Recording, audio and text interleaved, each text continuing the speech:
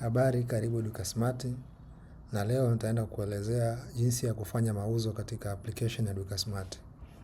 Baada ya kulogin katika application yako, utaenda katika sehemu imeandikwa point of sales, hii button ya kijani.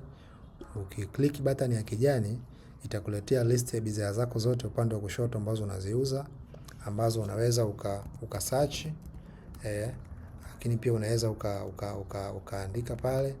Na upande wa kulia itaonekana sehemu ambapo utakuwa ndio kapu lako la mauzo.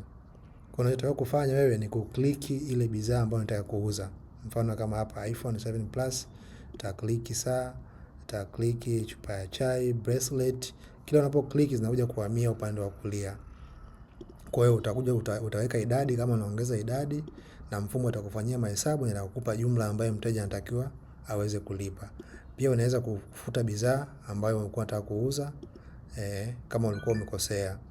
Kwa hiyo baada ya hapo wewe utakuja tu utaklik complete sale.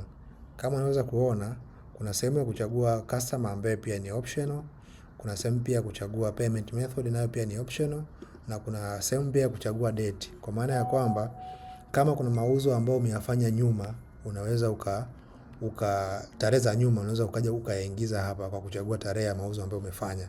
Ila usipochagua, kwa mfumo wenyewe unakuwa unachukua tarehe ya siku husika.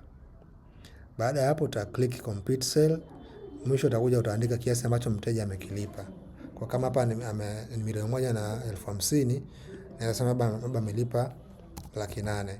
Kwa mfumo automatic utaenda kumtengenezea deni huyu mteja. Kama mteja kalipa yote, utaandika yote pale na date na change itaonekana pale, na balance pia itakuwa 0.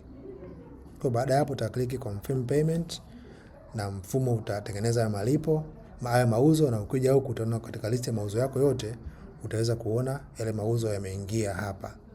Kwa hivyo ndivyo jinsi ya kutengeneza kurekodi mauzo katika mfumo wa Duka Smart.